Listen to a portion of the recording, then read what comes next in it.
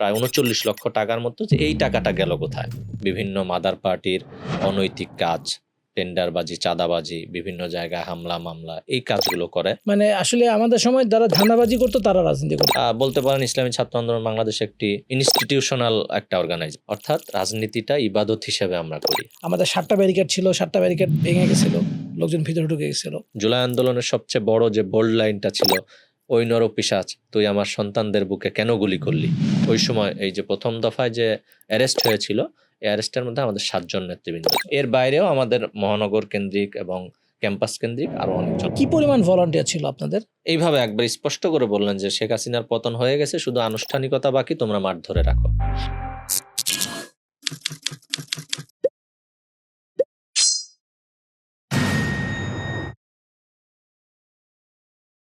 আসসালামু আলাইকুম ওয়া রাহমাতুল্লাহি ওয়া বারাকাতুহু। সুপ্রিয় দর্শক, রাজনৈতিক আলাপ জরুরির আজকের পর্বে আমাদের মধ্যে অতিথি হিসেবে আছেন ইমরান হোসেন নূর। বর্তমানে তিনি কেন্দ্রীয় সহসভাপতি হিসেবে দায়িত্ব পালন করছেন ইসলামী ছাত্র আন্দোলন বাংলাদেশের। তিনি পড়াশোনা করেছেন ঢাকা কলেজ, ঢাকা ইউনিভার্সিটি, এবং বর্তমানে একটি মহানগর ল কলেজ থেকে এলএলবি পড়ছেন। আসসালামু আলাইকুম ওয়া রাহমাতুল্লাহি ওয়া বারাকাতুহু। ওয়ালাইকুম আসসালাম ওয়া রাহমাতুল্লাহি ওয়া বারাকাতুহু। ইমরান, কেমন আছেন? আলহামদুলিল্লাহ, আপনি ভালো আছেন? আলহামদুলিল্লাহ। আপনার সাথে তো আমার প্রথম দেখা মার্চ ফর গাজায়, তাই না? জি জি, মার্চ ফর গাজাতে। কেমন লাগছিল প্রোগ্রামটা? মার্চ ফর গাজাটা তো ছিল আমাদের আসলে একটা ঐতিহাসিক প্রোগ্রাম।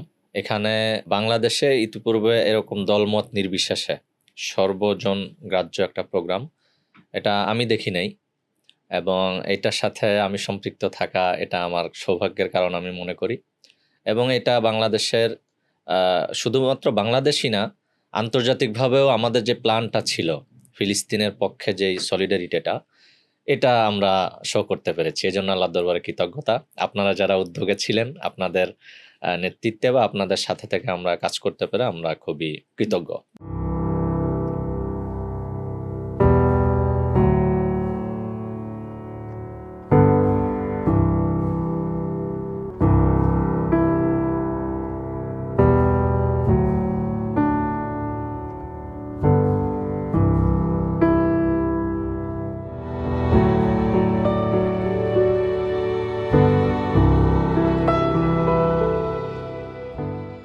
না না, এটা আসলে অন্য মানুষ ছিল, আমরাও কর্মী হিসেবেই ছিলাম, আমরাও যে খুব নেতৃত্বে ছিলাম এরকম না। আচ্ছা, এই জায়গাটাতে একটা পয়েন্ট, সেটা হচ্ছে যে আপনারা মার্চ ফর গাজাতে যেই রোলে ছিলেন, সে রোলটা হচ্ছে বেসিক্যালি পিপল ম্যানেজমেন্ট, যে ক্রাউড ম্যানেজমেন্টের রোল ছিল। তো ক্রাউড ম্যানেজমেন্ট করতে গিয়ে তো আমাদের অনেক বড় একটা বড় চ্যালেঞ্জ ছিল। তারপর আমরা কিন্তু একটা পর্যায়ে ক্রাউড ম্যানেজমেন্ট একটু ফেল করছিলাম। আমাদের 7টা ব্যারিকেড ছিল, 7টা ব্যারিকেড ভেঙে গেছিলো, লোকজন ভিতরে ঢুকে গেছিলো। কিন্তু তো এখন এই যে ক্রাউড ম্যানেজমেন্টের সময় ধরেন আপনাদের যে ওয়ার্কফোর্স ইসলামিক ছাত্র আন্দোলন থেকে আপনারা কতজন মানুষ এখানে নিয়ে গেছিলেন ওই সময় ম্যানেজমেন্টের জন্য? ম্যানেজমেন্টের জন্য তো আমাদের কয়েক দফা মিটিং হয়েছে। মিটিংয়ে সিদ্ধান্ত অনুযায়ী যেই পয়েন্টগুলোতে যে কয়জন স্বেচ্ছাসেবক দেওয়ার কথা ছিল, আমরা সেটা দিয়েছিলাম। বেসিক্যালি বিষয় ছিল যে এখানে তো একবারে দলমত নির্বিশেষে সবাই এসেছিল এবং সবার আবেগ ছিল, এবং বাংলাদেশের তরুণদের বা মুসলিমদের যারা আইডল হিসেবে আমরা মনে করি, সবাই এখানে থাকার কারণে বিষয় হলো সবাই একটা যে উচ্ছ্বাস, যে আবেগ বা ভালোবাসার যে ঢেউটা, এটা আমরা শেষ দিকে কন্ট্রোল করতে কিছুটা আমাদের বেগ পেতে হয়েছে। তাছাড়া এমনিতে যে কোনো একটা দলের প্রোগ্রাম হলে সেই দলের যে জনশক্তিটা থাকে, তারা কিন্তু যেই কমান্ডটা করে নেতৃবৃন্দ, সেই কমান্ডটা ফলো করে। কিন্তু এখানে তো আসলে কোনো দল বা কোনো ধরনের গোষ্ঠী আসে নাই, আম পাবলিক, যেটা আম সাধারণ সবাই এসেছে। যার কারণে আসলে ওই সময় আপনি নিশ্চয়ই খেয়াল করেছেন যে মিজানুর রহমান আজহারি সাহেব, রেজাউল করিম আবরার সাহেব, আমাদের শেখ আহমদুল্লাহ সাহেব বারবার বলছিল যে আপনারা একটু প্লিজ ধৈর্য সহকারে বসেন, আমাদের শোনেন। তারপরে আসলে ওইভাবে কন্ট্রোল করা যায়নি। কিন্তু ওভারঅল আসলে আমরা, আমাদের যে খেয়াল ছিল, আমাদের আয়োজক কমিটির আপনাদের মুরব্বীদের যাদের টার্গেট যেভাবে ছিল, মোটামুটি আমরা সেভাবে সম্পন্ন করতে পেরেছি। এজন্য আল্লাহর দরবারে শুকরিয়া। এই যে মার্চ ফর গাজাতে এমনি ইসলামিক ছাত্র আন্দোলনের পক্ষ থেকে তো আমি বেশ কিছু ভলান্টিয়ার দেখেছিলাম। কি পরিমাণ ভলান্টিয়ার ছিল আপনাদের? আচ্ছা, মার্চ ফর গাজাতে আমাদের যেই সিদ্ধান্ত অনুযায়ী আমাদের মোট ছাত্র আন্দোলনের নিজস্ব যে প্রশিক্ষিত স্বেচ্ছাসেবক সেটা 600 জন ছিল। এটা আমাদের বাইতুল মোকাররমে আমাদের কিছু নির্দিষ্ট ছিল, হাইকোর্ট মোড়ে ছিল যেই দিকটা দিয়ে আমাদের নেতৃবৃন্দ আসবেন, দোয়েল চত্বরে ছিল, বাংলা একাডেমির যে গেটটা সোহরাওয়ার্দী উদ্যানের এখানে ছিল, এবং এইখান দিয়ে যে রোডটা আমাদের স্টেজ পর্যন্ত গিয়েছে এই স্টেজের পাশ দিয়ে এই দুই পাশে ছিল, এবং স্টেজের নিরাপত্তার জন্য আমাদের এরা ছিল। এর পাশাপাশি পুরা মাঠে আমাদের আরো 400 মানে স্বেচ্ছাসেবক ছিল যারা আমাদের মূল দলের। তা আমাদের ওই অ্যাপ্রন পরা, কোটি পরা, তারা মাঠের যেই জনশক্তি এটা নিয়ন্ত্রণের জন্য ছিল। টোটাল 1000 ছিল আর কি। আচ্ছা, আমার কেন আমি প্রশ্নটা করলাম যে এই যে ধরেন একটা প্রোগ্রাম হবে, এই প্রোগ্রামে আমাকে 600 মানুষ অ্যাট এ টাইম দিতে পারবে, এটা তো আসলে পলিটিক্যাল পার্টি ছাড়া অন্যান্য পার্টিদের পক্ষে হয়তো স্কাউট বা এই ধরনের কিছু সেখান থেকেও কিছু পাওয়া যায়, কিন্তু তারপরে এত বড় প্রোগ্রাম হ্যান্ডেল করার জন্য যত মানুষ, পলিটিক্যাল পার্টি ইয়ে ছাড়া সম্ভব হয় না। তা আমার কাছে এইটা প্রশ্ন যে ধরেন আপনি তো স্কুলে পড়ছেন, তারপর হচ্ছে মাদ্রাসায় পড়ছেন, মাদ্রাসা থেকে এসে আপনি আবার ঢাকা কলেজে পড়ছেন, ঢাকা ইউনিভার্সিটিতে পড়ছেন। অধিকাংশ ক্ষেত্রে তো আমাদের স্টুডেন্টদেরকে দেখি না যে তারা পলিটিক্যাল পার্টির প্রতি আকৃষ্ট। তারা সাধারণত বেশিরভাগ স্টুডেন্টই তো নিজেদের মতন থাকে, চলে, নিজেদের মতো থাকে, বা নিজেদের কাজে তারা ব্যস্ত থাকে, পলিটিক্স করে কম।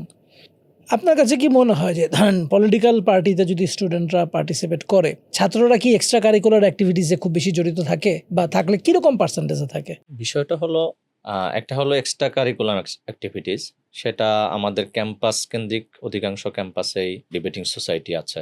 এরপরে আরও যে সংগঠনগুলো সামাজিক অথবা ক্যাম্পাস কেন্দ্রিক যেই সংগঠনগুলো, সেই সংগঠনগুলোর সাথে তারা জড়িত হতে স্বাচ্ছন্দ্য বোধ করে।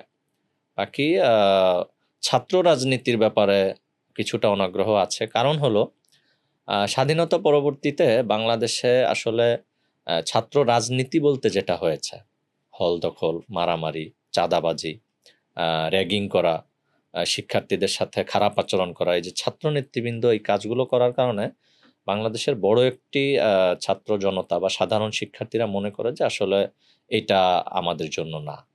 কিন্তু বেসিক্যালি যে ছাত্র রাজনীতি যেটাকে বলা হয়, আমরা যদি দেখি, সেটা হলো একজন ছাত্রের অধিকার আদায় করার জন্য, ক্যাম্পাসে শিক্ষার যে সুষ্ঠু পরিবেশ ঠিক রাখার জন্য টিচার স্টুডেন্ট এবং টিচার গার্ডিয়ান স্টুডেন্ট, এই যে এদের মধ্যে একটা ভালো সম্পর্ক তৈরি করে, ভালো একটা পরিবেশ তৈরি করে ক্যাম্পাস থেকে শিক্ষার যে পরিবেশটা, শিক্ষার যে অধিকারটা, একজন শিক্ষার্থী সে ক্যাম্পাস থেকে তার পরিপূর্ণ অধিকার, এটা যেহেতু একটা মৌলিক অধিকার শিক্ষা, সেই হিসাবে সে শিক্ষার এই পুরা বিষয়টা সে এখান থেকে যেন নিতে পারে, এই কাজটাই কিন্তু শিক্ষার্থীদের পাশে থেকে ছাত্র সংগঠনগুলো করার কথা ছিল।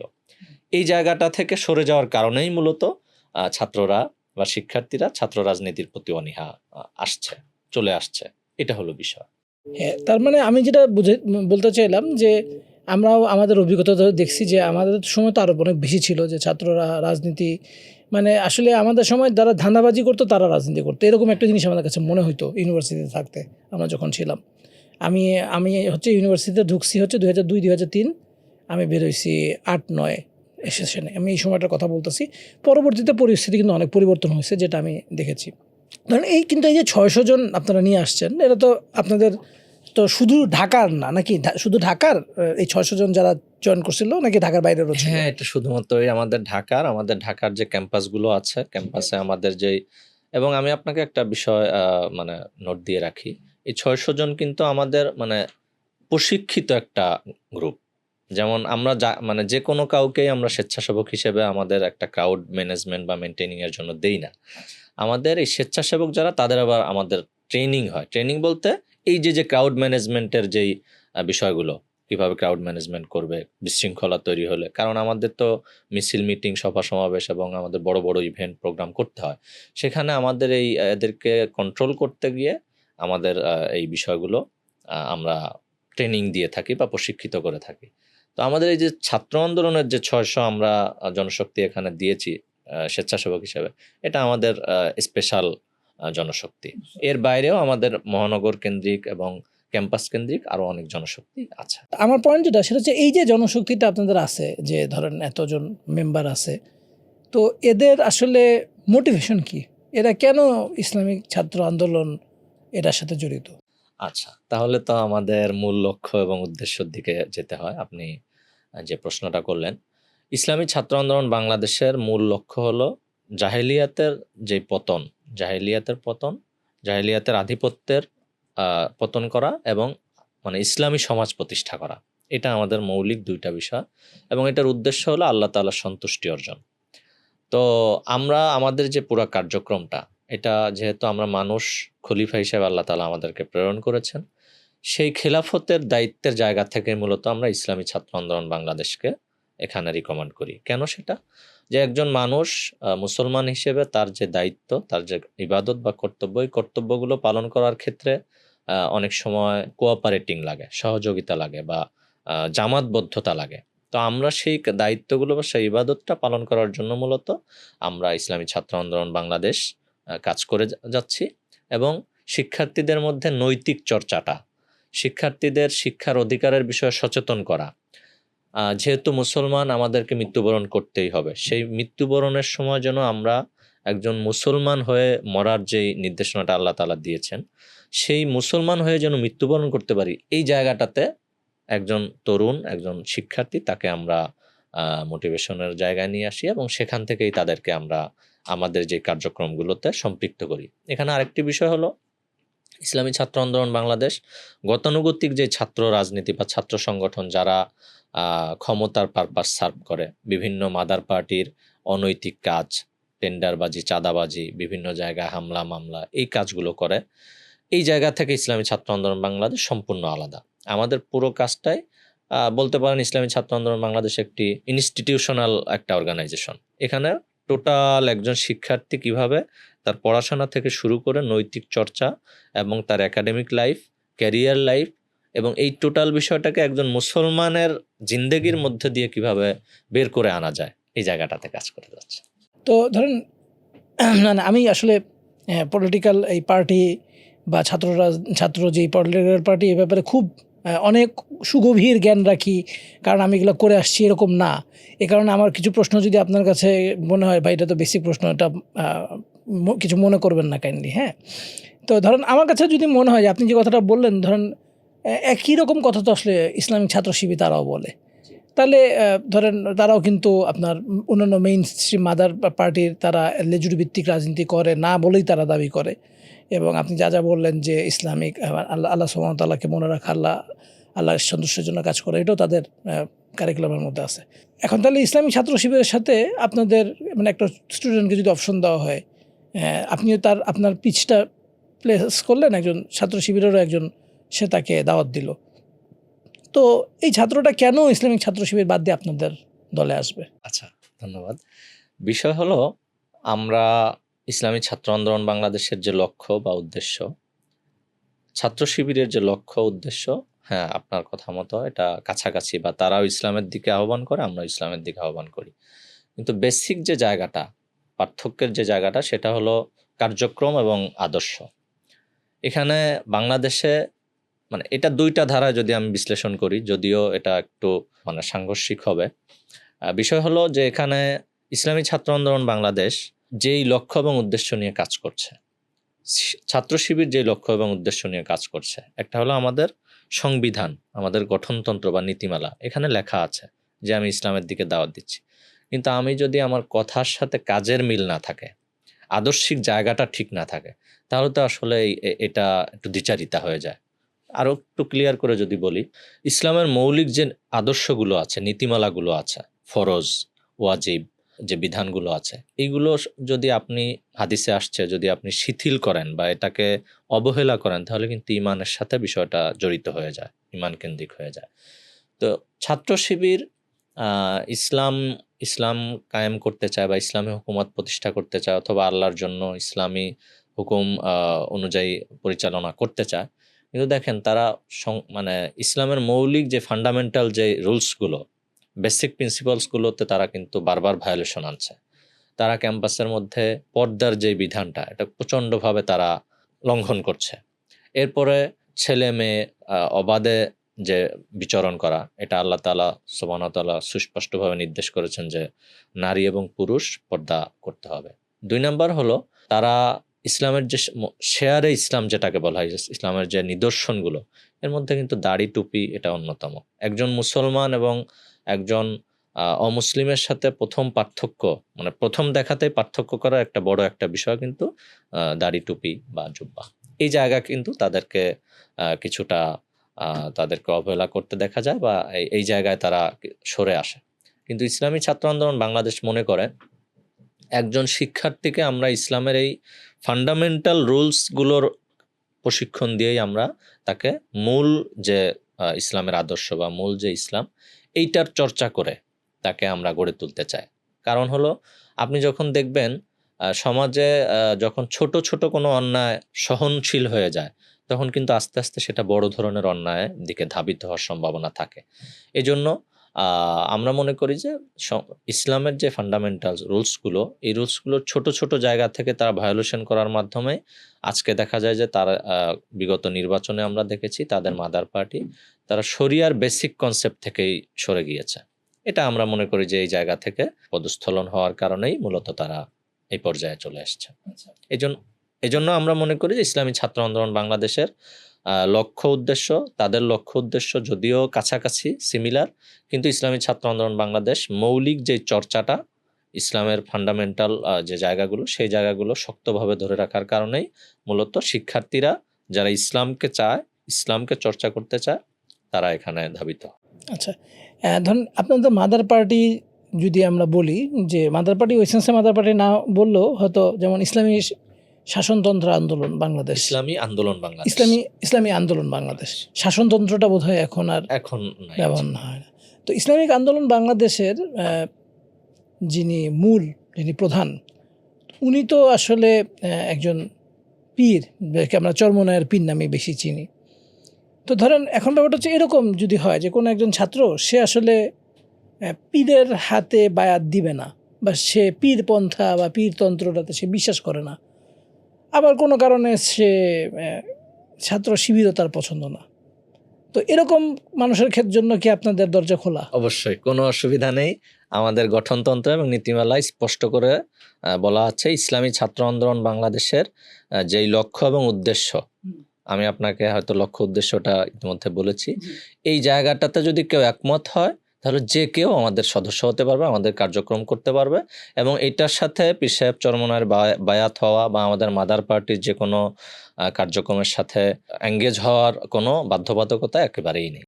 আপনি প্রশিক্ষণের কথা বেশ কয়েকবার বললেন যে আপনারা প্রশিক্ষণ দিয়ে থাকেন। তো আপনারা যেমন আমি শিবিরের পক্ষ থেকে এখানে যারা আসছিলেন দায়িত্বশীল, তাদেরকে আমরা এটা নিয়ে কথা বলছি। তো তারা কি ধরনের প্রশিক্ষণ দেন সেটা আপনারা বলছেন। তো ধরেন আপনি যেমন এই প্রশিক্ষণের কথা বলেন, ক্রাউড ম্যানেজমেন্টের কথা আপনি বলছেন, এই ছাড়া আপনাদের ছাত্র আন্দোলনে যারা আছে তাদেরকে আপনারা কি আর কোনো প্রশিক্ষণ দেন? দিলে কি দেন? মাশাআল্লাহ, দারুণ কোয়েশ্চেন। আমরা আমাদের যেই নিয়মিত কার্যক্রম, আপনি আমাদের যে কার্যক্রমগুলো সেটা 4 ভাগে বিভক্ত। আমাদের যেই পুরো জনশক্তি এটা 4 ভাগে বিভক্ত। একটা হলো সদস্য, একটা কর্মী, মুবাল্লিগ প্রত্যাশী এবং মুবাল্লিগ। আমাদের সর্বোচ্চ স্তরটা মুবাল্লিগ। এখানে আমাদের যে কেউ আমাদের সংগঠনের সাথে যদি একমত পোষণ করে লক্ষ্য উদ্দেশ্যের সাথে, সে আমাদের সদস্য হয়ে যেতে পারবে। সদস্য হওয়ার পরে আসলে সে আমাদের ট্রাকের মধ্যে ঢুকে গেল। আমাদের ট্রাকের মধ্যে ঢুকে যাওয়ার কারণে সে তাকে কিছু কাজ দেই আমরা, এবং তাকে কিছু পড়াশোনা দেই, তাকে সাংগঠনিক কিছু দায়িত্ব দেওয়া হয়। সেই দায়িত্ব পালনের পরে একটা নির্দিষ্ট সময় পরে পরীক্ষা দেয়। পরীক্ষা দেওয়ার পরে সে সেখানে উত্তীর্ণ হলে পরবর্তী স্তর আমাদের কর্মী। এরপরে সেমভাবে আমাদের কর্মীদের জন্য আবার 2 দিন 3 দিন 4 দিন ব্যাপী কর্মশালা হয়। সেখানে আমাদের ইসলামের এই যে মৌলিক যে বিষয়গুলো, আকিদা, সিরাত, এরপরে ইতিহাস, আমাদের খেলাফত, এই সকল বিষয়, ইসলামের যে মৌলিক বিষয়গুলো, তাফসির, এগুলো নিয়ে আমাদের মোটামুটি লম্বা সময় ধরে তাদের সাথে আলোচনা এবং তারবিয়াত দেওয়া হয়। তাদেরকে এভাবে গড়ে তোলা হয়। এই গড়ে তোলার মাধ্যমে আবার পরীক্ষা দিয়ে পরবর্তী আমাদের যে স্তর মুবাল্লিগ প্রত্যাশী এবং সর্বশেষ মুবাল্লিগ এই স্তরে আমরা উন্নীত করি। এক্ষেত্রে আমাদের এরকম সবসময়ই, মানে আমাদের যে 12 মাসের এক বছর একটা সেশন, পুরা সেশন জুড়েই আমাদের ধারাবাহিকভাবে স্তর ভিত্তিক, এই যে আমি এখন এখানে আছি, এখন কোথাও না কোথাও তারবিয়াত চলছে, এরকম একবারে রুট লেভেল পর্যন্ত আমাদের প্রশিক্ষণগুলো চলমান থাকে। আপনি যেটা বলছেন সেটা হচ্ছে যে একটা ইসলামিক পার্সপেক্টিভ থেকে আপনি আপনাদের যে ট্রেনিংগুলো দেন, তো ধরেন সব এই স্টুডেন্টগুলা যারা এখান থেকে এখন পড়াশোনা শেষ করবে, তারা তো সামনে কর্মজীবনে প্রবেশ করবে। এই কর্মজীবনের জন্য উপযোগী, কর্মজীবনে তাদেরকে সাহায্য করবে, এরকম কি কিছু বিষয় আছে অবশ্যই অবশ্যই। আমাদের একটু বলতে ভুলে গিয়েছিলাম, দুঃখিত। আমাদের এই তারবিয়াতগুলোর মধ্যে এখানে আমাদের ক্যারিয়ার গাইডলাইনের একটা অপশন আছে। সেখানে আমাদের স্তর ভিত্তিক, এটা যেমন আমাদের সাংগঠনিক স্তর, এর মধ্যে আবার আমরা একাডেমিক একটা স্তর করি, যে আমাদের যারা যেই লাইনে আগ্রহী, কেউ সায়েন্স ব্যাকগ্রাউন্ডের, কেউ আর্টস ব্যাকগ্রাউন্ডের, কমার্স ব্যাকগ্রাউন্ডের, কেউ সাহিত্য নিয়ে কাজ করতে চায়, কেউ সায়েন্স নিয়ে কাজ করতে চায়, কেউ লেখালেখি করতে চায় বা ভালো আর্ট পারে, কেউ বক্তব্য দিতে চায়, কেউ ডিবেট করতে চায়। আমাদের এই তারবিয়াতগুলোর মধ্যে প্রত্যেকটা সেগমেন্টে এরকম আলাদা আলাদা সবগুলো বিষয়কে চর্চা করা হয়, এবং এইটার মাধ্যমে আমরা এদেরকে ভাগ করে করে সেই কেন্দ্রিক আমরা মোটিভেশন দিয়ে এবং তাদেরকে সেইভাবে আমরা গড়ে তোলার চেষ্টা করি। এবং আপনি নিশ্চয়ই জানবেন, ক্যাম্পাসগুলোর মধ্যে আমাদের যারা মেধাবী স্টুডেন্ট বা যারা নতুন ভর্তি হচ্ছে তাদেরকে আমরা সংবর্ধনা দিচ্ছি, তাদেরকে নবীন সংবর্ধনা যেটাকে বলা হয়, এরপরে ওরিয়েন্টেশন, এরপরে ক্যারিয়ার গাইডলাইন করছি আমরা। ক্যাম্পাসগুলো ডিবেটিং সোসাইটির সাথে আমরা তাদের কানেক্ট করে দিচ্ছি, আমরা আমাদের মতো করে রেডি করছি, এবং ওভারঅল তার যে ক্যারিয়ার কেন্দ্রিক যেই বোঝাপড়াটা, সেটাও আমরা আমাদের গাইডলাইনের মধ্যে রেখে আমরা তাদেরকে তৈরি করছি আর কি। আচ্ছা, এমনি ধরেন আমি যদি আপনার কাছে খুব আরেকটু স্পেসিফিকভাবে জানতে চাই, যেমন ধরেন আপনার সফট স্কিল এবং হার্ড স্কিল, এই সফট স্কিল এবং হার্ড স্কিলের কোনো কি আপনি আমাকে ধারণা দিতে পারবেন যে আপনারা স্টুডেন্টদেরকে কি কি সফট স্কিল এবং বা কোনো শেখান কিনা বা কোনো হার্ড স্কিল শেখান কিনা? এখন এই মুহূর্তে আমাদের কেন্দ্রীয় যে দক্ষতা ও উন্নয়ন বিভাগ, এই বিভাগের আন্ডারে আমাদের 4টা প্রজেক্ট চলছে, 4টা স্কিল ডেভেলপমেন্ট কর্মশালা চলছে। একটা হলো ভিডিও এডিটর বেসিক কর্মশালা, এটা একটা চলছে। আরেকটা হলো সাংবাদিকতার প্রশিক্ষণ কর্মশালা চলছে একটা। আরেকটা হলো গ্রাফিক্স ডিজাইন, ক্যানভা, এরপরে এরকম যেই মোবাইল সফটওয়্যার এবং কম্পিউটার সফটওয়্যার যেগুলো, এগুলোর মাধ্যমে একটা কর্মশালা চলছে। এরকমভাবে আমাদের বিভাগওয়ারি এই স্পেসিফিক ইয়েগুলো চলে আমাদের বুঝতে পারছি। দক্ষতা উন্নয়নের জন্য। হ্যাঁ, মানে আমার একটা পরামর্শ থাকবে যে আমি যে আপনি যেগুলো বলছেন এই 3টা তো ভিডিও এডিটিং, গ্রাফিক্স ডিজাইন, সাংবাদিকতা, এগুলো সবই হচ্ছে হার্ড স্কিল।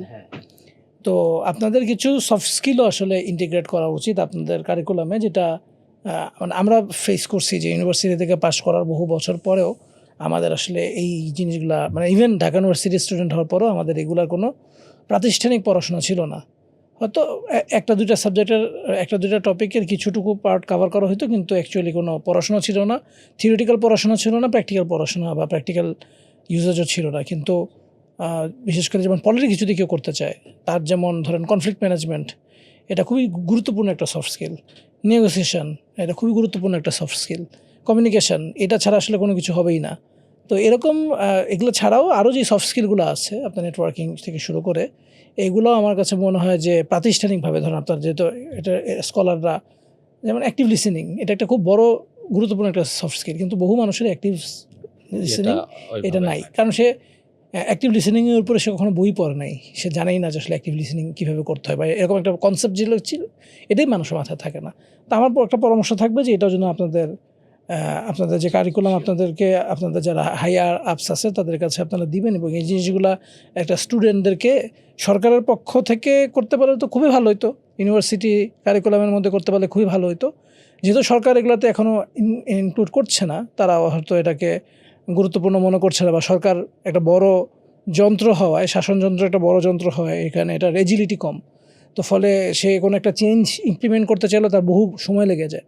কিন্তু সেই হিসেবে ধরেন আপনাদের একটা স্টুডেন্ট কেন সে শিখবে, যেমন আমি পড়াশোনা করার অনেক পরে, আমি ইউনিভার্সিটি থেকে পাস করছি 2009 সালে, আমি সফট স্কিল ডিপ্লোমাতে ভর্তি হয়েছি 2019 সালে, 10 বছর পরে। এই যে ধরেন আপনাদের কাছ থেকে আপনি কেন একটা ছেলে ইসলামী ছাত্র আন্দোলন করবে, তার এরকম একটা জিনিস যেন সে থাকে যে পাশ করে বের হয়েছে সে যেন বলে যে আমি এই সফট স্কিলগুলো শিখছি যেটা আমার কর্মজীবনে কাজে লাগতেছে, তোমরা আর মানে পড়াশোনার পাশাপাশি ইসলামিক ছাত্র আন্দোলন করো, আর কিছু না হোক তোমরা এমন কিছু শিখবে যেটা তোমাদের লাইফে কাজে লাগবে। এই যে কথাটা যে সে তার নতুন যারা আসতেছে ভর্তি হচ্ছে তাদেরকে যে বলবে, যে কারণ মানুষ তো কিছু পাবে, সে যে একটা কিছু পাবে এই কারণেই সে এখানে সে তার সময়টা দিবে, আবার বেসিক্যালি সেটার এগেইনস্টে সে যেন কোনো ভ্যালু পায়, এটাই হচ্ছে একটা, আমি মনে করি এটা খুবই গুরুত্বপূর্ণ একটা এটা জিনিস হতে আপনার পারে। পরামর্শের জন্য ধন্যবাদ। আপনার পরামর্শটা আমি ইনশাল্লাহ আমরা পর্যালোচনা করব। তবে একটু জানিয়ে রাখি, ইতিমধ্যে আমরা আমাদের পরিসরে, যেহেতু আমাদের নিজস্ব তারবিয়াতগুলোতে আলোচনাগুলো হয়, তো আমাদের পরিসরে আমরা এই যে কনফ্লিক্ট ম্যানেজমেন্ট, এরপর কমিউনিকেশন স্কিল, টাইম ম্যানেজমেন্ট, এই বিষয়গুলো নিয়ে আমরা ইতিমধ্যে আমরা কার্যক্রম পরিচালনা করছি। এটা আমরা বৃহৎ পরিসরে দেশের নামকরা যারা ট্রেইনার তাদের মাধ্যমে আমরা সামনে করার ব্যাপারে আমাদের খেয়াল আছে। সুন্দর। আচ্ছা, আপনি একটা কথা অলরেডি বলছেন, এটা নিয়েও হইছে যে এটা একটা টপিক, সেটা হচ্ছে স্টুডেন্টরা যে চাঁদাবাজি, তারপর হচ্ছে ছাত্র আন্দোলন, ছাত্র নেতারা যারা ছিল, মানে ছাত্র রাজনীতির কেন ছাত্ররা আগ্রহী হয় না, এটা বলতে গিয়ে আপনি এই আলাপটা করছেন। তো ধরেন আমরা তো দেখলাম যে আওয়ামী লীগের সময় জিনিসটা, এটা আসলে একটা মানে এমন ব্যাপকভাবে জিনিসটা ছড়ায় পড়ছিল, আসলে এটা বলার মতন না, মানে এই প্যান্ডেমিক এপিডেমিক যাই বলেন সব কিছুর মধ্যে ছড়ায় পড়ছিল, সমস্ত শিক্ষা প্রতিষ্ঠানগুলো ছাত্রলীগের কবজা চলে গেছিলো। তো এই যে একটা টেন্ডেন্সি, যেমন আমরা যে তিতুমির কলেজের ব্যাপারে আমরা শুনছি, যে বা আবার আপনি অন্য দুই একটা ইউনিভার্সিটি থেকে এরকম আওয়াজ আমরা পাচ্ছি যে আবার কি আসলে হল, যেহেতু আমরা বুঝি যে আমাদের হলের সিট হচ্ছে 100টা কিন্তু আমাদের ছাত্র হচ্ছে 1000, ফলে আবার এখানে যে সবাইকে এনাফ সিট দেওয়া যাবে এটাও প্রতিষ্ঠানের সীমাবদ্ধতার কারণে দেওয়া যায় না। তাহলে এই 100টা সিট আমি কাকে দিব? তো তখন দেখা যাচ্ছে যে ঠিক আছে, কথা হইলো যে যেমন তিতুমির কলেজের, যেমন আমি একটা, আমার কাছে তথ্যটা আসছিল এবং অনেকেই শিবির, প্রথম সারির অনেক শিবির নেতা তারা একটা ফটো কার্ড শেয়ার করছিল যে তিতুমির কলেজের হলের সিট ভাগাভাগি, ছাত্র দল, ছাত্র শক্তি, ইসলামিক ঈশা, ছাত্র অধিকার, এরা সবাই ভাগাভাগি করে নিছে এবং কে কয়টা পাইছে সেটার মধ্যেও দেওয়া ছিল যে ইসলামিক ছাত্র আন্দোলন তারা 8টা সিট পাইছে, তো বাকি ছাত্র দলের 4টা গ্রুপ তারা পাইছে, ছাত্র শক্তি পাইছে, ছাত্র অধিকার পাইছে, ছাত্র শিবির একটাও পায় নাই, এটা তাদের একটা আক্ষেপের ব্যাপার ছিল। তো এই যে ব্যাপারটা যে মানে এটা আসলে মানে আসলে কি ঘটনাটা সত্যি যে ছাত্র শিবির পায় নাই, আপনারা পাইছেন, বা কোনো একটা বোঝাপড়া হয়েছে, ঘটনাটা আসলে কি?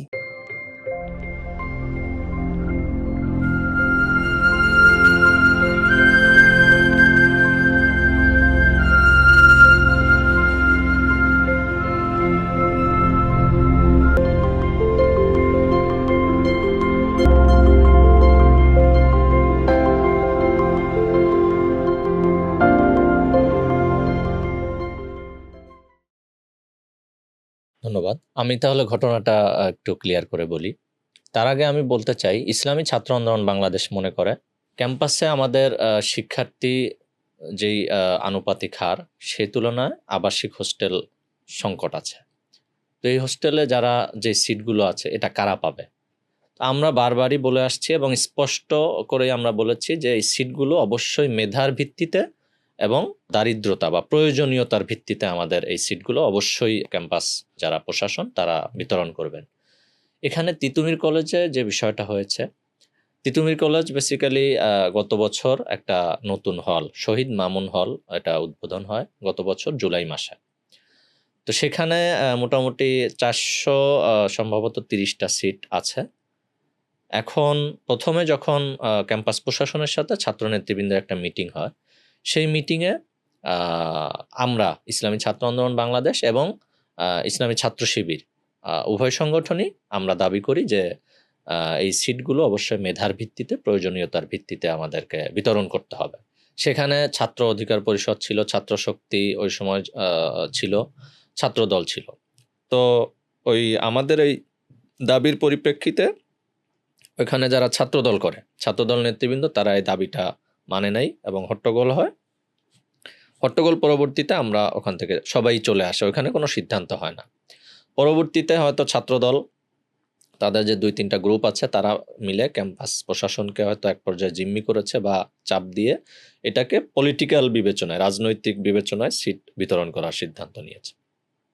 তো যখন আমরা দেখলাম যে মেধার ভিত্তিতে বিতরণ হচ্ছে না, ছাত্র শিবিরও দেখলো মেধার ভিত্তিতে বিতরণ হচ্ছে না, তখন আমরা আসলে এখানে এই ভাগাভাগির মধ্যে যায় নাই, ছাত্র শিবিরও যায় নাই। ছাত্রদল এখানে কি করলো, তারা যে বড় একটা অংশ এই সিটগুলো তারা ক্যাম্পাস থেকে বরাদ্দ নিল। আপনি জানেন যে পলিটিক্যাল বরাদ্দ যখন হয় তখন কিন্তু আসলে তখন সিস্টেম মেনটেন হয় না, নিজেদের মতো করেই একটা মানে গোজামিল দিয়ে এটা নেওয়া হয়। তো এখানে ছাত্রদল সবচেয়ে বেশি অংশটা নেয় এবং ছাত্র শিবিরকে ছাত্রদল বা ক্যাম্পাস প্রশাসন অফার করে আপনারা সেকেন্ড পজিশনে থেকে যেই সিটগুলো থাকবে সেকেন্ড পজিশনে একটা 30% মতো সিট অফার করে।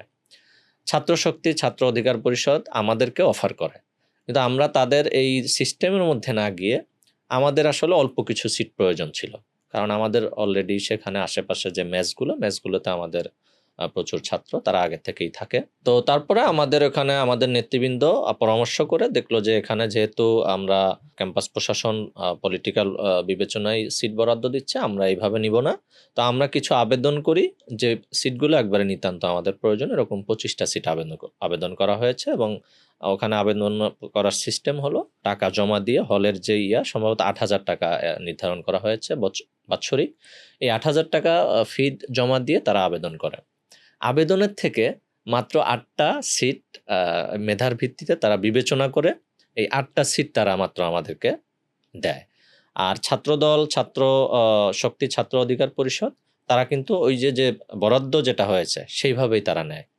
এখানে সবচেয়ে যে মানে কনফ্লিক্টের জায়গা ছাত্র শিবির এই জায়গাটা তুলে আনছে 1 বছর পরে কিছুদিন আগে, গত বছর জুলাইতে হয়েছে, গত কিছুদিন আগে তারা এই বিষয়টাকে তুলে আনছে এবং আমাদের কাছে তথ্য আছে ছাত্র দলের যে বরাদ্দকৃত যেই সিটগুলো, এই রুমগুলো, এই রুমের মধ্যে কিন্তু প্রচুর পরিমাণে ছাত্র শিবিরের জনশক্তি তারা থাকতেছে।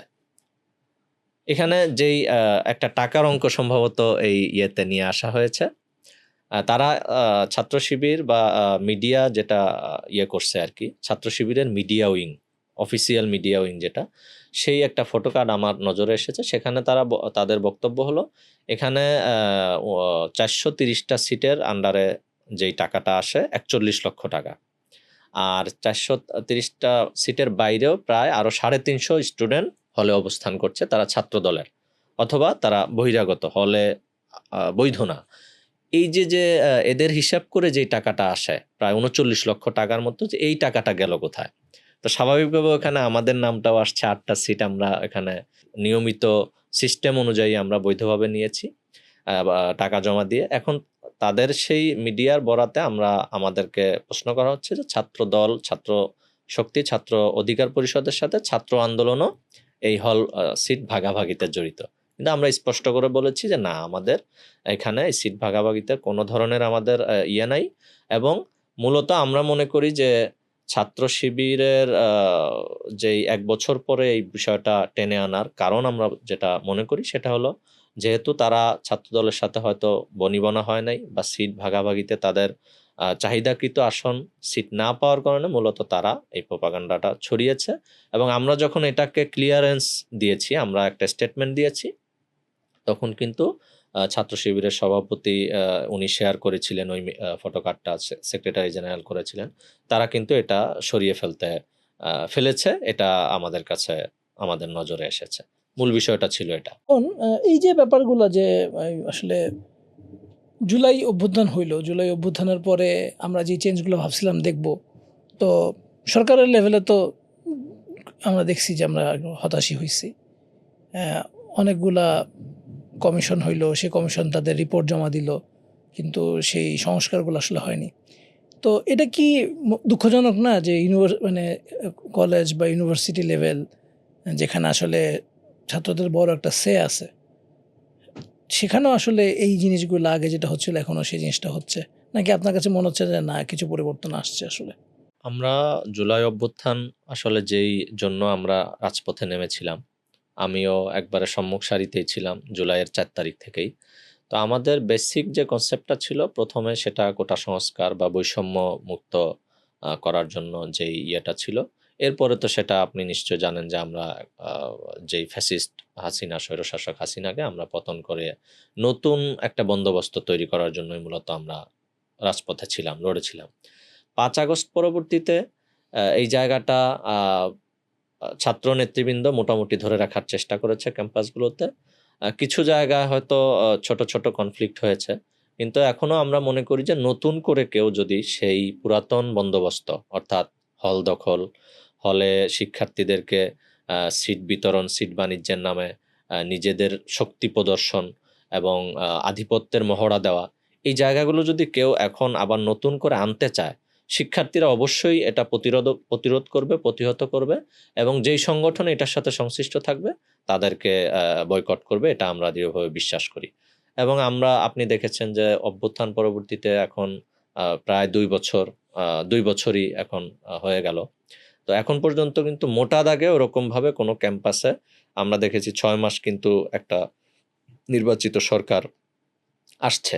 বিগত সময় আপনি নিশ্চয়ই একমত হবেন, যেহেতু 2001 থেকে 2 থেকে আপনি ক্যাম্পাসে ছিলেন। ওই সময়টাতে যারা ক্ষমতাসীন দল ছিল, ক্ষমতাসীন দলগুলো কিন্তু 2-1 মাসের মধ্যেই নির্বাচিত হওয়া 2-1 মাসের মধ্যে সব ক্যাম্পাসগুলো দখল করে ফেলে, হলগুলো দখল করে ফেলে, শিক্ষার্থীদের উপর নৈরাজ্য শুরু করে, শিক্ষার্থীদেরকে র্যাগিং দেওয়া, কমান্ড করা, এগুলো কিন্তু এখনো আমরা এটা ওইভাবে লক্ষ্য করছি না। আমরা মনে করি যে এই জায়গা থেকে যদি আমরা সচেতন হই, সাধারণ শিক্ষার্থীরা ঐক্যবদ্ধ থাকি, এবং যারা এই কালচারের বিরুদ্ধে বা এই ধরনের র্যাগিং কালচার, ক্যাম্পাসে দখল, এগুলোর বিরুদ্ধে যে সংগঠনগুলো আছে, আমরাও ঐক্যবদ্ধ থাকলে আশা করি এই বিষয়টা আর ফিরে আসবে না ইনশাল্লাহ। আচ্ছা, আপনি যখন ছাত্রদের সাথে চলাফেরা করেন বা যখন মেশেন, যারা আপনার সংগঠনের হোক বা সংগঠনের বাইরেই হোক, তো এদের মধ্যে যে ইসলামকে আসলে মেনে চলা বা ব্যক্তি জীবনে ইসলামের সাথে সাথে রাষ্ট্রীয় জীবন, সামাজিক জীবনে ইসলাম মেনে চলার যেই আদেশটা আমরা কোরআন এবং সুন্নাহ থেকে পাই, সেটার ব্যাপারে কাজ করা, এই জিনিসটা তো এই জিনিসটার পরিমাণ আসলে কেমন দেখেন? যে ধরেন আপনাদের কাছে কি মনে হয় যে হয়তো আপনারা যখন ইউনিভার্সিটিতে পড়তেন বা ঢুকছিলেন, ঢাকা কলেজে ঢুকছিলেন, তখন ছাত্রদের মধ্যে যে লাইফস্টাইল, এখন কি সেই লাইফস্টাইলের মধ্যে কিছু চেঞ্জ আসছে, নাকি মনে করেন যে না ঠিক আছে, ভাই কেউ আছে যে এখন মানেও যেরকম বেশি, না মানেও বেশি, ব্যাপারটা কি এরকম, নাকি জেনারেল টেন্ডেন্সিটা হচ্ছে মানার দিকে বেশি? আপনার কাছে কি মনে হয় স্টুডেন্টদের ওভারঅল আপনার অবজারভেশনটা কি? এখানে মৌলিকভাবে যে বিষয়টা আমরা লক্ষ্য করি সেটা হলো বাংলাদেশের এডুকেশনাল সিস্টেমটা এখানে বড় ফ্যাক্ট। একজন স্টুডেন্ট সে ক্যাম্পাসে যখন প্রবেশ করে, ফার্স্ট ইয়ারে আসার পরেই তার মধ্যে ক্যারিয়ারের চিন্তা ঢুকিয়ে দেওয়া হয়। তার মধ্যে ক্যাম্পাসে একটা শ্রেণী ভোগবিলাসের দিকে ঢুকে যায়, চিত্ত বিনোদনের মধ্যে ঢুকে যায়। তো যখন টানা 8-10 বছর একটা স্টুডেন্ট ফ্যামিলির গণ্ডির মধ্যে থেকে ইসলাম প্র্যাকটিস করুক বা নৈতিকতার প্র্যাকটিস করুক, এরপরে যখন হঠাৎ করে সে এরকম একটা রঙিন দুনিয়ার মধ্যে ঢুকে যায়, স্বাভাবিকভাবে সে কিন্তু আর ইসলামের যে চর্চাটা বা ফান্ডামেন্টাল যে জায়গাগুলো, এগুলোর মধ্যে সে থাকাটা তার জন্য কঠিন হয়ে যায়। এই জন্য আমরা দেখেছি যে মোটামুটি ক্যাম্পাসে ঢোকার আগে প্র্যাকটিসিং মুসলিম ছিল, অন্তত নামাজটা পড়তো বা পাঞ্জাবি পড়তো বা ভালো একটা সঙ্গের মধ্যে ছিল, কিন্তু হঠাৎ করে একটা ছেলে এরকম বাজে একটা ইসের মধ্যে চলে যায়। আমরা মনে করি যে ইসলামী ছাত্র আন্দোলন বাংলাদেশ এই জায়গাটাতেই ফোকাস করে মূলত এই শিক্ষার্থীদের একই সাথে যেমন ক্যারিয়ার বিল্ড আপ করা বা এডুকেশনাল কোয়ার্কিং যেগুলো, এইগুলোর সাথে পাশাপাশি আমরা নৈতিকতা চর্চা এবং ইসলাম চর্চার যে বিষয়টা, এটাকে আমরা গুরুত্ব দেওয়ার চেষ্টা করি। সেই জায়গা থেকে যদি আপনি যে প্রশ্নটা করলেন যে এটার হার কেমন, এটা আমরা মনে করতেছি যে এই হার দিন দিন আরো বাড়ছে, এটা কোনোভাবেই কমছে না।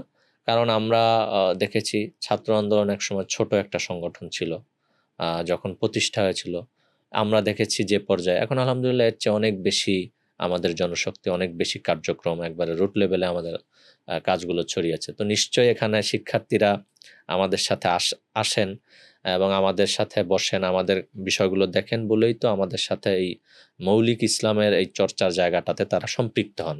তো অবশ্যই তারা এখানে এই হারটা বেশি বলে আমি মনে করি, এবং এটা কম না। আচ্ছা, তো যারা আমরা যেটাকে বলি প্র্যাকটিসিং না, যে ইউনিভার্সিটিতে আসার পরে যে রঙিন দুনিয়ার খপ্পরে তারা পড়ে যাচ্ছেন, হয়তো সে সারা জীবন বয়েজ স্কুলে পড়ছে, এখন সে একটা মিক্সড এনভায়রনমেন্টে পড়তেছে, তারপর হচ্ছে যে আরও অনেক জিনিস অ্যাভেলেবল ছিল না, সে বাসায় ছিল, এখন সে হলে থাকতেছে, বা আমার নজরদারি থেকে সে বেরোয় আসছে, এই যে এই ব্যাপারগুলো ফলে তো যারা এখানে তো অনেক একটা নেগেটিভ ফোর্স কাজ করতেছে। শয়তান তো মানুষকে সবসময় ওয়াসওয়াসা দেয়।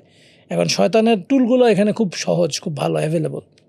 তো এটার প্রতিরোধে যে কিছু এই ছাত্রদের জন্য তাদের নৈতিক উন্নয়ন, অথবা যারা পলিটিক্স করতেছে না, আমি তো তাদের কথা বলতেছি, তাদের নৈতিক উন্নয়ন বা তাদেরকে একেবারে সোজা বাংলা বলতে গেলে যে ইসলামের দিকে ডাকা, আল্লাহর দিকে ডাকা, এইটার ব্যাপারে কি আপনাদের কোনো প্রজেক্ট আছে বা কোনো কার্যক্রম আছে? আমাদের কার্যক্রমগুলোর মধ্যে ওভারঅল এই বিষয়গুলো চলে আসে আর কি।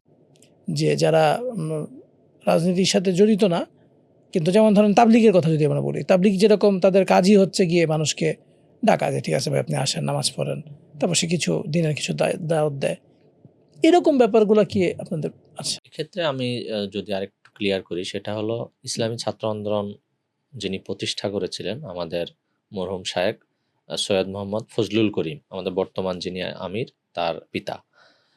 তিনার যে রাজনৈতিক দর্শনটা হলো ইবাদতের রাজনীতি। অর্থাৎ রাজনীতিটা ইবাদত হিসেবে আমরা করি। আমরা যেমন নামাজ পড়ি, রোজা রাখি, হজ করি, জাকাত দেই, ইসলাম কায়েম করাটাও, হুকুমত প্রতিষ্ঠা করাটা একটা ইবাদত, সেই হিসাবে আমরা কাজ করি। এখানে আমাদের ওনার এই দর্শনেরই একটা লাইন আছে বা একটা ফরম্যাট আছে, সেটা হলো বাংলাদেশ মুজাহিদ কমিটি। এই কমিটিটা সারা দেশে, তাদের কোনো রাজনৈতিক কার্যক্রম নেই।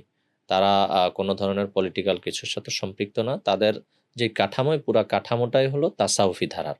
একজন স্টুডেন্ট, সে যদি তার এই দুনিয়ার যেই ভোগবিলাস, রং তামাশা, এগুলো থেকে যখন সে মানে নিজেকে অনেক বেশি মানে হেজিটেট হয়ে যায়, তখন কিন্তু তার কিন্তু একটা রিল্যাক্সের একটা জায়গা তার প্রয়োজন হয়। এই জায়গাগুলোতে কাজ করার জন্য আমাদের সংগঠন কাজ করে।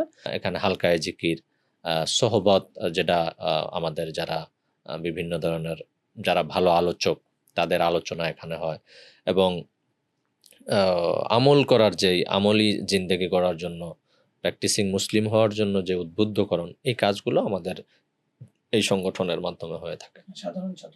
সাধারণ ছাত্র, তাদের জন্য কোনো ধরনের ধরাবাঁধা নিয়ম নাই, বা তারা এখানে এসে যে একটা মানে কাঠামোগত জায়গায় এক হয়ে যেতে হবে বা কার্যক্রমে সম্পৃক্ত হতে হবে না। আমরা ওপেন, এটা যে কেউ এসে এখানে এই সুবিধাটা নিতে পারে। মুজাহিদ কমিটির কার্যক্রম আসলে ক্যাম্পাসেও চলে? ক্যাম্পাসে মুজাহিদ কমিটির কার্যক্রমটা চলে না। এটা মানে আমরা যদি কেউ এরকম যে আমি আপনাদের সাথে রাজনীতি করব না, কিন্তু আমি চাই দিনের সাথে থাকতে, এই আমলি জিন্দেগি চর্চা করতে, আমরা তাকে এখানে রেফার করি আর কি। হ্যাঁ, না, কিন্তু ওটা তো হচ্ছে প্যাসিভ হইলো। সেটা হচ্ছে আমি চাই, আমি আপনার কাছে আসলাম, তখন আপনি আমাকে রেফার করলেন। কিন্তু আমি চাই না, আমি চাই হচ্ছে মৌজ মাস্তি করতে, আমি চাই হচ্ছে ড্রাগস নিতে, আমি চাই সব উল্টাপাল্টা যা করতে থাকে। এই যে আসলে উল্টাপাল্টা করতে চায়, যে ভালো থাকতে চায় না, কিন্তু আমাদের আমলুল মারুফ এবং নাহি আনিল মুনকার, হ্যাঁ, আমাদের এই দুইটার যদি আমরা বলি, এটা তো আমাদের একটা কোর দায়িত্ব। আল্লাহ সুবহানাহু ওয়া তাআলা তো আমাদেরকে সূরা আসরে বলছেন, ওয়া তাওয়াসাবিল হক ওয়া তাওয়াসাবিস সবর। তার মানে এটাও তো আমাদের মুসলিম হিসেবে দায়িত্ব। তাহলে ধরেন যে ক্যাম্পাসে নাই, তার মুজাহিদ কমিটিতে তাকে ট্র্যাক করতে পারতেছে না বা তাকে রিচ করতে পারতেছে না, কিন্তু ক্যাম্পাসে আছেন আপনারা। তো আপনারা এই স্টুডেন্টগুলোকে কিভাবে রিচ করেন বা করেন কিনা, বা যদি করেন তাহলে এটা কিভাবে যদি করেন? আমরা আমাদের জায়গা থেকে যে কার্যক্রমটা করি, আমাদের মধ্যেও এই মাসিক ইজতেমা বা সব গুজারি বলা হয় এটাকে, আমরা রাতব্যাপী এরকম একটা প্রোগ্রাম প্রত্যেক মাসে হাতে নেই। সেখানে আমাদের এরকম একবারে জেনারেল স্টুডেন্ট, ক্যাম্পাসে যেমন ঢাকা ইউনিভার্সিটিতে, আমাদের ঢাকা কলেজে, এরকম আমাদের যে ক্যাম্পাসগুলো আছে, ক্যাম্পাসের যে মসজিদটা আছে অথবা যেই হলটা আছে, ওই হলের যে মসজিদটা আছে, সেখানে আমরা মাসে একবার, সপ্তাহে একবার হলো মাগরিব থেকে এশা পর্যন্ত বা 10টা পর্যন্ত, আর মাসে একবার সন্ধ্যা রাত থেকে শেষ রাত পর্যন্ত, ফজর পর্যন্ত, এখানে আমাদের এই তাসাউফি যেই চর্চাটা, একজন একবারে ইন জেনারেল স্টুডেন্টকে আমরা এখানে দাওয়াত দিই। এখানে শুধু আমাদের জনশক্তি না বা আমাদের কাঠামোবদ্ধ লোক না, এখানে একটা ছেলেকে সেখানে আমরা দাওয়াত দেই। এখানে হালকায়ে জিকির হয়, সূরা কিরাত মশক করানো হয়, তালিম দেওয়া হয়, এবং এই যে সে যে জায়গাগুলো থেকে মানে ইসলামের মূল জায়গা থেকে সরে যাচ্ছে বা যাচ্ছে না, এই ধরনের যেই তাকে বোঝাপড়াটা, এই বোঝাপড়াটা ক্লিয়ার করে তাকে এইদিকে উদ্বুদ্ধ করার জন্য আমাদের কার্যক্রম আছে। সুন্দর, মাশাআল্লাহ। আমি জুলাই আন্দোলনের ব্যাপারে আমাদের তো অনেকক্ষণ কথা হইলো, বেশ কয়েকটা আলাপ আসলো। তো জুলাই আন্দোলনে আপনাদের ভূমিকা কি ছিল? যেমন ধরেন অনেকে যেমন আমরা দেখছি ছাত্রদল বা বিএনপি তারা যখন ছিল তখন তারা বলছে যে এটা আমাদের আন্দোলন না। তারা আমি কিন্তু বুঝি যে তারা একটা স্ট্র্যাটেজি কারণে বলছে। শিবিরকে আমরা দেখি যে তারা বেশ বড় একটা কোঅর্ডিনেশনে কাজ করছে, কিন্তু তারপরও তারা স্ট্র্যাটেজিক্যালি এটা ক্লেম করে নাই যেটা আমরা করতেছি, যাতে সাধারণ মানুষ এখানে পার্টিসিপেট করতে পারে। এটা মেক সেন্স। আপনাদের স্ট্র্যাটেজি কী ছিল? আপনারা কি পর্দার নিচে পিছনে কাজ করছেন, নাকি আপনারা সামনে এসে সাংগঠনিকভাবে কাজ করছেন? আচ্ছা, ধন্যবাদ আপনাকে প্রশ্নটা করার জন্য। জুলাই আন্দোলনটা তো আসলে ধারাবাহিক একটা আন্দোলন। জুন মাস থেকে শুরু হয়। জুন মাসে কুরবানির ঈদ ছিল। কুরবানির আগে যেই ২-৩ দিন যেই আন্দোলনটা ছিল, জুনের ৫ তারিখে ১৮র যে পরিপত্র, এটা বাতিল করে একটা করে দেওয়া হয় হাইকোর্ট থেকে। এটার প্রতিবাদে যখন ঢাকা বিশ্ববিদ্যালয়ের শিক্ষার্থীরা মাঠে নামে, সেই সময়টাতে আমরা ইসলামী ছাত্র আন্দোলন বাংলাদেশ ওই সময় যারা এই আন্দোলনের নেতৃত্ব শুরু করেছে তাদের সাথে কোঅর্ডিনেশন শুরু করে। এরপরে এই আন্দোলন যখন কোরবানির ঈদের ছুটির আগে যখন চট্টগ্রাম বিশ্ববিদ্যালয়, বরিশাল বিশ্ববিদ্যালয়, জাহাঙ্গীরনগর বিশ্ববিদ্যালয় এবং সিলেটে শাহজালাল বিজ্ঞান প্রযুক্তি বিশ্ববিদ্যালয়, বরিশাল বিএম কলেজ এবং ঢাকা কলেজ, এই কয়েকটা ক্যাম্পাসে সর্বপ্রথম ছাত্র আন্দোলনের নেতৃবৃন্দই ডাক দিয়ে আন্দোলনে ডাক দেয়। তারা নেতৃত্ব দিয়ে আন্দোলন শুরু করে। এরপরে কোরবানির ঈদ গেল। ঈদের পরবর্তীতে ৩০ জুন থেকে আবার আন্দোলন শুরু হয় ঢাকা বিশ্ববিদ্যালয়ে। ৪ জুলাই আমরা সর্বপ্রথম এই আন্দোলনের সাথে সংহতি প্রকাশ করি। ইসলামী ছাত্র আন্দোলন বাংলাদেশ অফিসিয়ালি ৩ তারিখে আমরা একটা প্রেস বিজ্ঞপ্তি দেই যে এই আন্দোলনে ছাত্র আন্দোলন নিঃশর্ত সমর্থন দেয়। এবং ৪ জুলাই শাহবাগে, ওই সময়টাতে আমি ছাত্র আন্দোলনের সাংগঠনিক সম্পাদক ছিলাম। আমাদের সংগঠনের নীতিমালা হলো সংগঠনের সাংগঠনিক সম্পাদক আমাদের সারা বাংলাদেশের যেই শাখাগুলো আছে, ক্যাম্পাস, জেলা, মহানগর, সমস্ত শাখাগুলো নিয়ন্ত্রণ করে। তো সেই নিয়ন্ত্রণের জায়গাটা আমার বিভাগে ছিল। আমি আগের দিনের সিদ্ধান্ত অনুযায়ী ৪ তারিখে আমি সকাল থেকেই সারা আমাদের যে ক্যাম্পাসগুলো, তখন কিন্তু ক্যাম্পাসগুলোতে আন্দোলন ছড়াচ্ছে, ক্যাম্পাসগুলোতে আমি নির্দেশনা দিয়ে দিই এবং ১১টার দিকে শাহবাগে একটা সমাবেশ ছিল। তখন তো বৈষম্য বিরোধী ছাত্র আন্দোলন হয় না, কোটা সংস্কারের দাবিতে সমাবেশ ছিল। ওই সমাবেশে আমি আনুষ্ঠানিকভাবে আমাদের কেন্দ্রীয় নেতৃবৃন্দ এবং আমাদের ঢাকা বিশ্ববিদ্যালয়ের সময় সভাপতি ইয়াসিন আরাফাত, সাধারণ সম্পাদক সাইফ আলাউদ্দিন, এদের সহ ওখানে আমরা সংহতি প্রকাশ করি। আপনি জানেন যে সংহতি প্রকাশ করার একটা সিস্টেম আছে, সেখানে একটা বক্তব্য দিয়ে এরপরে আনুষ্ঠানিকভাবে সম্মতি দিতে হয় সবার সামনে। তো স্বাভাবিকভাবে আমরা ওই প্রসেসে যাওয়ার চেষ্টা করলে তখন সেখানে ছোট্ট একটা মঞ্চ বানানো হয়। সেখানে নাহিদ ইসলাম, আসিফ মাহমুদ, হাসনাত আবদুল্লাহ, সার্জিস আলম এরা নেতৃত্ব দিচ্ছিল, তাহমিদ আল মুদাসের চৌধুরী। আমাদের এই অ্যাক্টিভিটি দেখে বা আমাদের উপস্থিতি দেখে তাদের সাথে, যেহেতু আমাদের আসিফ মাহমুদ এবং নাহিদ ইসলাম, তাদের সাথে আমাদের পূর্ব পরিচয় ছিল আগের থেকে। হাসনাত আবদুল্লাহ, সার্জিস আলমের সাথে ওইভাবে ছিল না। তো তারা দুইজন এগিয়ে আসে। তারা আমাদের একটু পিছনে ডেকে নিয়ে আমাদেরকে একটু অনুরোধ করে যে, ভাই, এখানে যেহেতু আমরা কোটা সংস্কারের দাবিতে আন্দোলনটা শুরু করছি, এখানে যদি এখনই পলিটিক্যাল অর্গানাইজেশনগুলো বা ছাত্র রাজনৈতিক নেতৃবৃন্দর যদি উপস্থিতি থাকে বা এখানে মূল নেতৃত্বে সামনে আসে, তাহলে আমাদের এই আন্দোলন ব্যাহত হতে পারে, সরকার এখানে হস্তক্ষেপ করতে পারে। তো আমরা তাদের এই কথার উপর ভিত্তি করে আমরাও একটু কৌশল অবলম্বন করলাম যে আসলে ঠিকই আছে।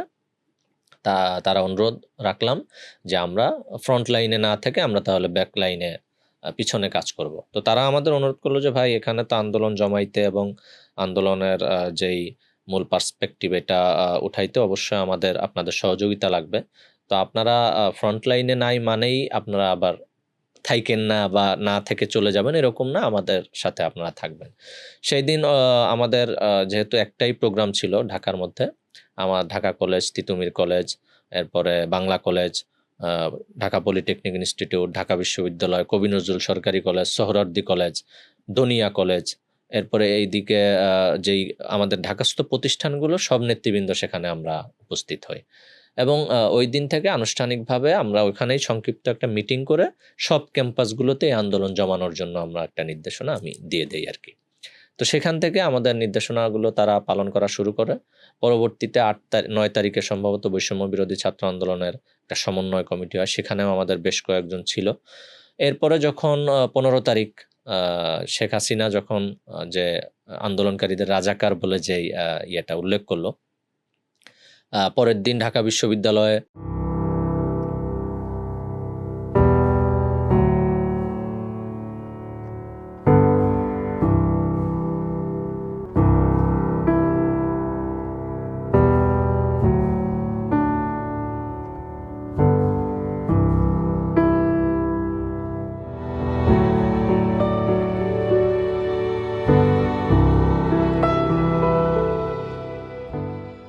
ছাত্রলীগ, যুবলীগ এবং প্রশাসনের যে যৌথ হামলা, এই হামলা হওয়ার পরে এই হামলার প্রতিবাদে ওই দিন রাতেই আমরা প্রেস ক্লাব থেকে শাহবাগ চত্বর পর্যন্ত আমরা বিশাল একটা বিক্ষোভ মিছিল করি শিক্ষার্থীদের হামলার প্রতিবাদে। এবং এটা আমাদের ওইখানেই প্রথম আমরা ঘোষণা দেই যে এই আন্দোলন যেহেতু সরকার এখানে শিক্ষার্থীদের বিরুদ্ধে গিয়ে দাঁড়িয়েছে, অতএব আমরা সরকারের বিরুদ্ধে আন্দোলনে যাওয়ার প্রস্তুতি নিতে হবে। এবং 16 তারিখে আপনি জানেন যে রংপুরে আবু সাঈদ যে হত্যার যে ভিডিওটা, শহীদ হওয়ার ভিডিওটা আমরা দেখি। তো সবচেয়ে মজার বিষয় হলো যে এখানে যখন এই 16 তারিখের এই দুইটা বিষয়, ঢাকা বিশ্ববিদ্যালয়ে এভাবে হামলা এবং রংপুরে আবু সাঈদ শহীদ হওয়া, এই জায়গা থেকে কনসার্নিং জায়গা থেকে পীর সাহেব চরমোনাই আমাদের মোহতারাম আমির, তিনি তার ঢাকার বাহিরে সফর ছিল, তিনি তার সফর ক্যান্সেল করে দিয়ে তিনি ঢাকা আসলেন এবং এসে আমাদেরকে, আপনি জানেন যে পীর সাহেব ওনাদের নিয়মিত সফর থাকে সারা দেশে, তো ওই সফর ক্যান্সেল করে আমাদেরকে অফিসে এসে ডাকলেন। ইসলামী আন্দোলন, যুব আন্দোলন, আমাদের যে অন্য সংগঠনগুলো, সেখানে জরুরি একটা মিটিং হলো এবং পীর সাহেব হুজুর স্পষ্ট করে বললেন যে যেহেতু এই আবু সাঈদকে শহীদ করা হয়েছে, তার তো কোনো অন্যায় নেই, সে তো কোনো দোষ করে নাই। তো আর হলো ঢাকা বিশ্ববিদ্যালয়ের শিক্ষার্থীদের একটা ন্যায্য আন্দোলন, যৌক্তিক আন্দোলন, এই আন্দোলনে সরকার এইভাবে হামলা করা এবং যুবলীগ ছাত্রলীগ দিয়ে হামলা করানো, এটা তো কোনোভাবেই মেনে নেওয়া যায় না। অতএব তোমরা এখন আরো বেশি রাজপথে থাকতে হবে, তোমরা পুরোপুরি ঝাঁপিয়ে পড়ো। এবং তিনি 2টা কর্মসূচি দিলেন পরের দিন, যারা শহীদ হয়েছে 16 তারিখে, 17 তারিখে দোয়া মাহফিল সারা দেশে সমস্ত মসজিদগুলোতে দোয়া অনুষ্ঠানের জন্য নির্দেশনা দিলেন এবং 18 তারিখে বাইতুল মুকাররমে এটার প্রতিবাদে বিক্ষোভ সমাবেশের ঘোষণা দিলেন। আপনি নিশ্চয় জানবেন জুলাই আন্দোলনের সবচেয়ে বড় যে বোল্ড লাইনটা ছিল, ওই নরপিশাচ তুই আমার সন্তানদের বুকে কেন গুলি করলি, এটা ছিল পীর সাহেব চরমোনাইর ওই দিনের এটা বক্তব্য, 18 জুলাই। এবং তিনি সেদিন এর আগ পর্যন্ত কিন্তু আমরা দেখেছি যে এটা শিক্ষার্থীদের আন্দোলন ছিল। আপনি যদি নিশ্চয় খেয়াল করে থাকেন যে এটা শুধু শিক্ষার্থীরা বিভিন্ন জায়গায় আন্দোলন করছিল। পীর সাহেব চরমোনাই ওই দিন এই বক্তব্যেই তিনি বলেছিলেন যে আমার কোমলমতি শিক্ষার্থীদেরকে এইভাবে তারা মারছে, কোমলমতি শিক্ষার্থীদের উপর এইভাবে আক্রমণ করছে, হামলা করছে, এইভাবে শহীদ হচ্ছে, এটা কোনো অভিভাবক তো সহ্য করতে পারে না। অতএব বাংলাদেশের সমস্ত অভিভাবকদেরকে আমি বলতে চাই, আপনারা মাঠে নেমে আসেন, শিক্ষার্থীদের পক্ষে থাকেন, আমরা আপনাদের জন্য সহযোগিতা করব, আমরা প্রোটেকশনে থাকব। এইভাবে তিনি স্পষ্ট করে বললেন যে আমরা এই আন্দোলনে এই শিক্ষার্থীদের পাশে আছি। এরপর 19 তারিখে আমাদের আরেকটা প্রোগ্রাম ছিল বাইতুল মুকাররমেই। সেই দিন আমাদের অনেকগুলো মানুষ সেই প্রোগ্রামে আহত হয় এবং আমাদের সাথে পুলিশের মুখোমুখি একটা সংঘর্ষ হয়, সেখানে আমাদের বেশ কয়েকজন আহত ছিল। এর পরবর্তীতে যখন সমন্বয়কদের গুম করা শুরু করলো, সেই সময়টাতে আমাদের যারা ফ্রন্ট লাইনে, যেহেতু আমি ইতিমধ্যে বলেছি যে আমাদের নেতৃবৃন্দ ফ্রন্ট লাইনে থেকে নেতৃত্ব দিয়েছে আন্দোলনে, তখন আমাদের প্রথম সারির নেতৃবৃন্দ যারা বিভিন্ন ক্যাম্পাসে এবং বিভিন্ন স্পটে, তাদেরকেও কিন্তু তালিকা ধরে ধরে চিরুনি অভিযান দেওয়া হচ্ছিল। প্রত্যেকের সাথে যেহেতু আমার কানেকশন ছিল, আমি সবাইকে কৌশল করে তাদেরকে আমরা পিছিয়ে নিয়ে আসলাম। মানে প্রথম লেয়ারের যে নেতৃবৃন্দ তাদেরকে আমরা পিছিয়ে এনে আমরা এবার অপরিচিত যে সেকেন্ড লেয়ার আমাদের, এই লেয়ারের নেতৃবৃন্দ দিয়ে আমরা 30 তারিখ পর্যন্ত আন্দোলন কন্টিনিউ করেছি বিভিন্ন স্পটে। আপনি দেখবেন যে এখানে যাত্রাবাড়ি যে পয়েন্টটা, সেখানে আমাদের ছাত্ররা, এখানে যাত্রাবাড়ি মাদ্রাসা, আমাদের ঢাকা মহানগর পূর্বের যারা নেতৃবৃন্দ, সেখানে তারা অবস্থান নিয়ে সেখানে সম্পূর্ণরূপেই করছে। এরপরে জুরাইন পোস্তগোলা অর্থাৎ বরিশাল বিভাগ দক্ষিণ অঞ্চলের যে প্রবেশ মুখ, সেখানে আমাদের ফরিদাবাদ মাদ্রাসা, ঢাকা মহানগর পূর্ব তারা ছিল। সায়েন্স ল্যাবের যে পয়েন্টটাতে, এখানে আমাদের ঢাকা কলেজের নেতৃবৃন্দ ছিল, সেখানে আমাদের 7 জন ওই সময় এই যে প্রথম দফায় যে অ্যারেস্ট হয়েছিল এই অ্যারেস্টের মধ্যে আমাদের 7 জন নেতৃবৃন্দ ছিল। এরপরে আমাদের এই যে রামপুরা বাড্ডা, এটা তো বড় একটা সংঘর্ষের একটা জায়গা ছিল। এখানেও আমাদের ব্র্যাক ইউনিভার্সিটি, আমাদের প্রাইভেট ইউনিভার্সিটির যে উইংটা, এরা পুরা নেতৃবৃন্দ এখানে ছিল। উত্তরাতে আমাদের ঢাকা মহানগর উত্তরের নেতৃবৃন্দ ছিল। মিরপুরে আমাদের ঢাকা মহানগর পশ্চিমের নেতৃবৃন্দ তাদের নেতৃত্বে এখানে আন্দোলন করেছে। এইভাবে যখন 30 তারিখ পর্যন্ত গেল, তখন আমাদেরকে পীর সাহেব হুজুর প্রতিনিয়ত আমাদের ডাকতেন রাতের বেলা। আমরা সারাদিনে আন্দোলন সংগ্রাম এগুলো করে রাতে আবার বসে আমাদের সারাদিনের কার্যক্রম উনি মনিটরিং করতেন, পরবর্তী দিনের নির্দেশনা দিতেন এবং আমাদেরকে সতর্ক সাবধান থেকে পুরো আন্দোলনটা কমান্ডিং করার জন্য বলতেন। এর পরবর্তীতে যখন সমন্বয়করা একের পর এক গুম হয়ে যাচ্ছে, তারা সামনে আসতে পারছে না, তখন আমরা কিন্তু বসে আমাদের স্ট্র্যাটেজি সাজাইলাম যে কোনোভাবে এই আন্দোলন আর বন্ধ হতে দেওয়া যাবে না। কারণ যেহেতু স্টিয়ারিং যাদের হাতে ছিল তাদেরকে সরকার যদি হাত করে ফেলে, কিন্তু আমরা তো আমাদের যে অসংখ্য আমাদের যেই মানুষগুলো, আমাদের ভাইগুলো শহীদ হয়েছে, আমাদের যারা আহত হয়েছে, তাদের তো একটা চাওয়া পাওয়া আছে বা তাদের তো একটা আছে, লিগ্যাসি আছে। এই লিগ্যাসি কোনোভাবে আমরা নষ্ট করতে দেব না। তখন আমরা বসে বারবার এটা ছক কষতে লাগলাম যে কিভাবে আন্দোলনকে আরো বেশি কন্টিনিউ করা যায়। তখন যারা বৈষম্য বিরোধী ছাত্র আন্দোলনের সেকেন্ড লেয়ার ছিল, তাদের সাথে আমাদের ঢাকা বিশ্ববিদ্যালয় সহ আশেপাশে নিয়মিত সমন্বয় হচ্ছিল। তো তারা যেই কর্মসূচিগুলো দিত, আমরা প্রথম দিকে ভাবছিলাম যে আমাদের মতো করে আমরা সাংগঠনিক ওয়েতে আমরা আগাবো, কিন্তু যখন এটা আমাদের কাছে একটু সাংঘর্ষিক মনে হলো যে এভাবে হলে কিন্তু সাকসেস হওয়াটা ইম্পসিবল হবে, তো আমরা তখন তাদের কর্মসূচিগুলোকেই আমাদের জনশক্তি দিয়ে সর্বোচ্চভাবে বাস্তবায়ন করার জন্য আমরা পলিসি হাতে নিলাম।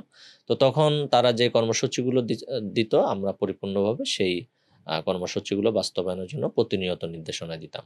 এবং সবচেয়ে মজার হলো, আমাকে সবাই একটু মানে সতর্ক বেশি করত। কারণ হলো আমি যেহেতু ওপেন, ওই সময় জানেন যে ফোন নাম্বার ট্র্যাক করা হচ্ছে, লোকেশন ট্র্যাক করা হচ্ছে, আমাকে অফিস থেকে বের হতে দিত না।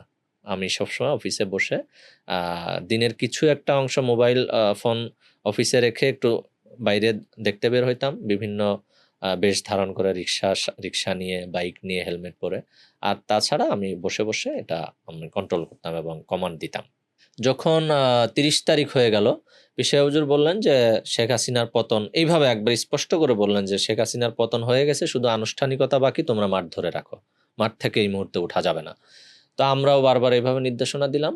তো তখন যখন এরকম হলো, তখন আমরা আরেকটা স্ট্র্যাটেজি নিলাম, সেটা হলো দলীয়ভাবে আমরা আর মুভমেন্ট না করে একবারে ব্যানার ছাড়া ওপেনলি আমরা তখন মাঠে আমরা কিছু কর্মসূচি দিলাম এবং সেই কর্মসূচির অংশ হিসেবে 1-2 তারিখ আমরা ঢাকার মধ্যে বড় বড় রোডগুলোতে দলমত নির্বিশেষে সবাইকে আমরা মিছিলে সংযুক্ত করলাম, গণমিছিল যেটাকে বলা হয়।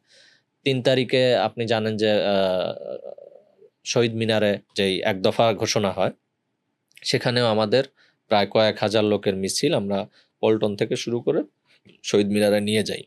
4 তারিখে আপনি জানেন শাহবাগে আবারও এক দফার যে ঘোষণা এবং অবস্থান কর্মসূচি সেটা ছিল। সেখানে আমাদের নায়েবে আমির, যিনি মুফতি সৈয়দ মোহাম্মদ ফয়জুল করিম, তিনি নেতৃত্ব দিয়ে সেখানে অবস্থান নিলেন এবং বৈষম্য বিরোধী ছাত্র আন্দোলনের তৎকালীন নেতৃবৃন্দ তাকে স্বাগত জানায়।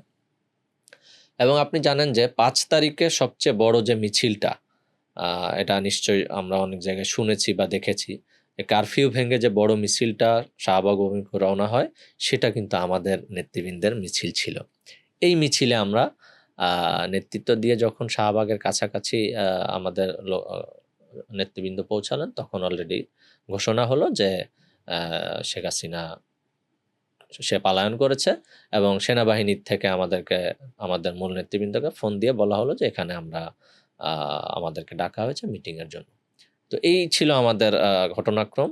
এই জুলাই আন্দোলনে আমরা মনে করি পীর সাহেব চরমোনাই যেই 18 তারিখের ঘোষণাটা দিলেন যে মাস পিপল কানেক্ট করার জন্য এখন সবাইকে ঝাঁপিয়ে পড়তে হবে, সবাইকে নেমে পড়তে হবে, দলমত নির্বিশেষে সবার অংশগ্রহণটা এখন জরুরি। এই জায়গা থেকে আমরা মনে করি যে এর আগে যে শিক্ষার্থীদের আন্দোলনটা ছিল, শিক্ষার্থীদের মধ্যে এটা পরবর্তীতে মানে এটা মাস পিপল কানেক্টিং হয়ে একবার আপামর জনসাধারণ সরকারের বিরুদ্ধে ঝাঁপিয়ে পড়ে আন্দোলন সফল করে। আলহামদুলিল্লাহ, সুবহানাল্লাহ, সবাইকেই তাদের কাজ এবং পরিশ্রম, আত্মত্যাগের জন্য প্রতিদান দেন, এটা আমরা আল্লাহর কাছে দোয়া করি। যাক। তো আপনাকে অনেক ধন্যবাদ আমাদের রাজনৈতিক আলাপ জরুরিতে আসার জন্য। আমরা আসলে চেষ্টা করতেছি যে বিভিন্ন ঘরানা, বিভিন্ন মতের মানুষদের তাদের মুখ থেকেই তাদের চিন্তাভাবনাগুলো শুনতে, তাদের পার্সপেক্টিভগুলো শুনতে। তো আপনারা আসছেন এবং আমাদেরকে সময় দিচ্ছেন। আপনাদের গল্পগুলো, আপনাদের ঘটনাগুলা বিশেষ করে স্টুডেন্ট অর্গানাইজেশনের পার্সপেক্টিভ থেকে বলছেন, এজন্য অনেক ধন্যবাদ। তো আশা করি এখান থেকে হয়তো অনেকের মনে থাকে যে অনেকে প্রশ্ন করে যে জুলাই আন্দোলনে আপনারা কই ছিলেন? তাহলে এটার হয়তো উত্তরটা পাবে যে আসলে আপনারা কই ছিলেন বা আমরা আসলে কই ছিলাম। এই জিনিসটা জাযাকাল্লাহ, হয়তো জাযাকাল্লাহ। ক্লিয়ার হবে আপনাকে অনেক ইনশাআল্লাহ। ধন্যবাদ আমাদেরকে আমন্ত্রণ জানানোর জন্য, কথা বলার সুযোগ করে দেওয়ার জন্য। ইনশাআল্লাহ আল্লাহ তাআলা আপনাদের এই উদ্যোগ, এই আয়োজনকে কবুল করুন। আমিন।